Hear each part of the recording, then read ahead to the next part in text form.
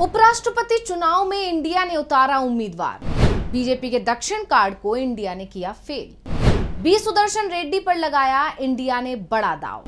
रेड्डी के सहारे नायडू को इंडिया में लाने की कोशिश। इंडिया गठबंधन की तरफ से सुप्रीम कोर्ट के पूर्व जज बी सुदर्शन रेड्डी को उपराष्ट्रपति पद के लिए उम्मीदवार घोषित कर दिया गया है और इसके साथ ही ये भी तय हो गया है कि इस बार भी उपराष्ट्रपति चुनाव निर्विरोध नहीं होगा।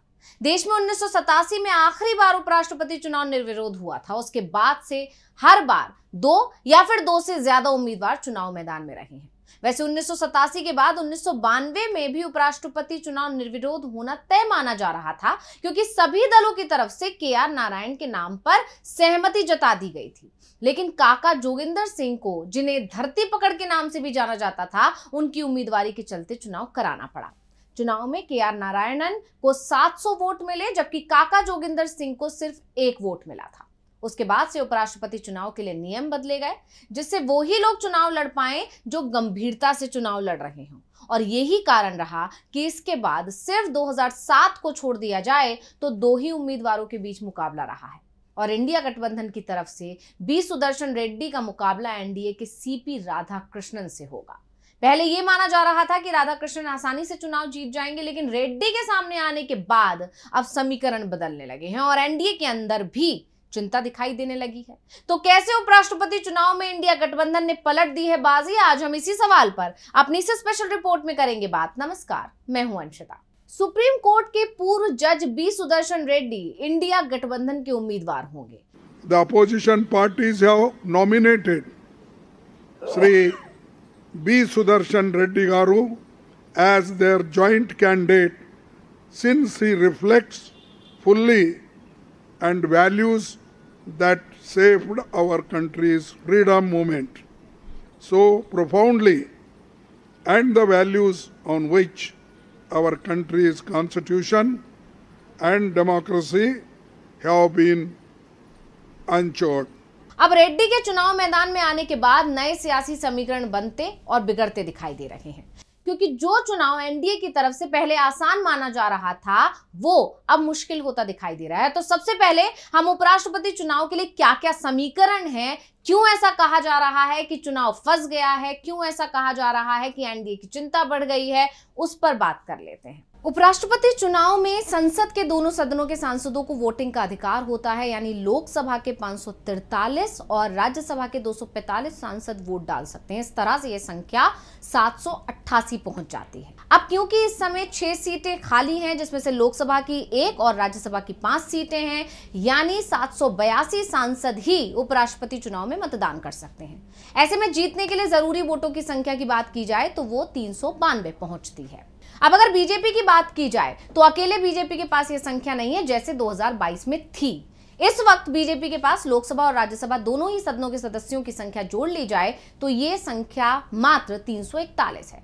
ऐसे में बीजेपी को 51 वोटों की जरूरत और पड़ रही है। हालांकि एनडीए की बात की जाए तो उसके पास संख्या बल पूरा है, लेकिन चुनाव में अगर एनडीए में फूट पड़ जाती है, और इसकी उम्मीद भी बहुत दिख रही है, क्योंकि यही माना जा रहा है इंडिया गठबंधन ने इतना सोच विचार के बाद उम्मीदवार का नाम का ऐलान किया ही इसलिए है जिससे कि बाजी पलट जाए।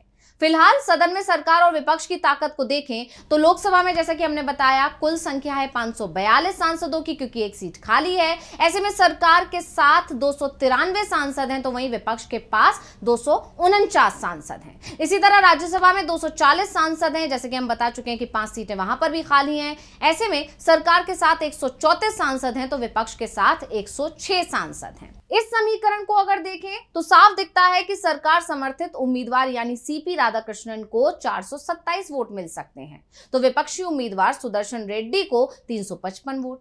दोनों के बीच में वोटों का जो अंतर है वो मात्र 72 वोटों का है, लेकिन इस अंतर को बहुत छोटा अंतर माना जा रहा है और उसका कारण भी हम आपको बता देते हैं।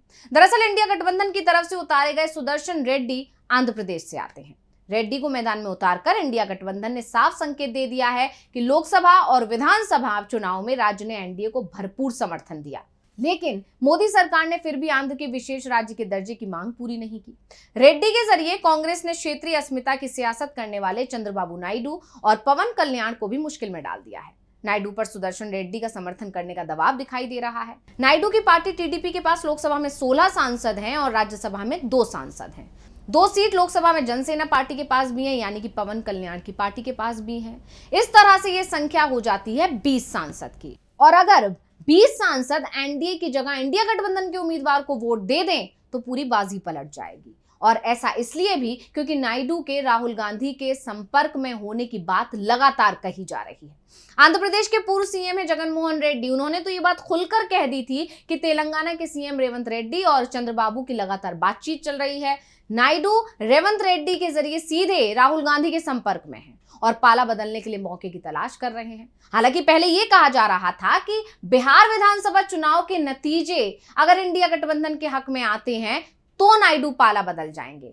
लेकिन अब जब से विपक्ष की तरफ से सुदर्शन रेड्डी के नाम का ऐलान किया गया है, उनका नाम रखा गया है, तब से कहा जा रहा है कि नायडू को अब अपना फैसला जल्दी लेना पड़ेगा क्योंकि उन पर अब दबाव बढ़ गया है।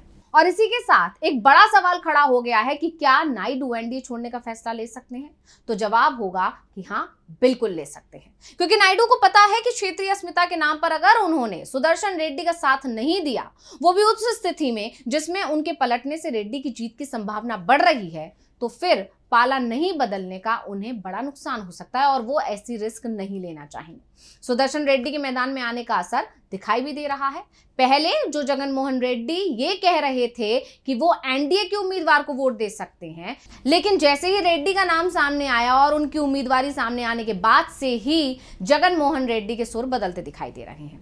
यानी वाईएसआरसीपी जिसके पास कुल 11 सांसद हैं, वो भी रेड्डी के पाले में जाने को तैयार हैं। ऐसे में अगर सिर्फ चंद्रबाबू नायडू की पार्टी ही पाला बदल जाए तो एनडीए की जगह महागठबंधन का उम्मीदवार यानी सुदर्शन रेड्डी चुनाव जीतने में कामयाब हो जाएंगे। और अगर इसमें नीतीश कुमार की पार्टी भी शामिल हो गई तब तो ये पूरी तरह से बाजी पलटने ही वाली है। यानी साफ है कि इस बार का उपराष्ट्रपति चुनाव बेहद कड़ा होता दिखाई दे रहा है, जबकि 2022 के चुनाव की बात अगर की जाए तो वो पूरी तरह एक तरफा रहा था। 2022 के चुनाव नतीजों पर भी एक बार नजर डाल लेते हैं। तो 2022 के उपराष्ट्रपति चुनाव में जगदीप धनखड़ जो कि एनडीए के उम्मीदवार थे, उनको 528 वोट मिले थे, जबकि मार्गरेट अल्वा जो कि विपक्ष के उम्मीदवार थी, उनको मात्र 182 वोट मिले थे। यानी दोनों के बीच में वोटों का फासला था 336 वोटों का, जो काफी बड़ा फासला माना जाता है। लेकिन इस बार ये 2 अंकों में ही दिख रहा है और एनडीए उम्मीदवार आगे दिख रहा है। लेकिन सुदर्शन रेड्डी का नाम सामने आने के बाद तस्वीर बदलती हुई दिखाई दे रही और यह तय भी माना जा रहा था कि इस बार इंडिया गठबंधन कोई ऐसा नाम लेकर आएगा जिससे एनडीए में ही फूट पड़ सकती है। अब बात अगर सुदर्शन की करें तो बी सुदर्शन का जन्म 8 जुलाई 1946 को आंध्र प्रदेश के अकुला मायालारम गांव में हुआ था। उन्होंने हैदराबाद में पढ़ाई की और 1971 में उस्मानिया यूनिवर्सिटी से लॉ की डिग्री हासिल की। 1971 में ही रेड्डी एडवोकेट के तौर पर नामांकित हुए। उन्होंने आंध्र प्रदेश हाईकोर्ट में रिट और सिविल मामलों में प्रैक्टिस की है। उन्होंने 1988-90 के दौरान हाईकोर्ट में सरकारी वकील के तौर पर काम किया।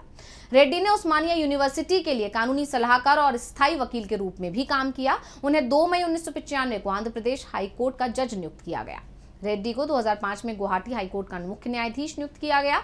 वो 2007 में सुप्रीम कोर्ट के जज बने और वो 2011 में रिटायर हो गए। और ऐसे में सुदर्शन रेड्डी का नाम पूरे उपराष्ट्रपति चुनाव को पलटता हुआ दिखाई दे रहा है और ये लगभग तय माना जा रहा था, क्योंकि विपक्ष की तरफ से उपराष्ट्रपति चुनाव के उम्मीदवार को चुनने में जो समय लिया जा रहा था, जिस तरह की लगातार बैठकों का दौर चल रहा था, पहले राहुल गांधी के घर पर इंडिया गठबंधन को बैठक के लिए बुलाया गया, इसके बाद मल्लिकार्जुन खड़गे के आवास पर बैठक हुई और इसमें लगातार ऐसे उम्मीदवार पर विचार किया जा रहा था जो एनडीए में फूट डाल सकता है। और इस सोच विचार के बीच में, इस खोज के बीच में सुदर्शन रेड्डी का नाम आगे आया, जो नायडू और बीजेपी के बीच में खटपट पैदा कर सकता है। और अगर ऐसा हो गया, नायडू ने अगर पाला बदल दिया, तो बीजेपी जीतता हुआ चुनाव आखिरी समय पर हार सकती है। तो स्पेशल रिपोर्ट आपको कैसी लगी, हमें कमेंट करके अपनी राय जरूर दीजिएगा। इसी के साथ मुझे दीजिए इजाजत। देखते रहिए DV लाइव। नमस्कार।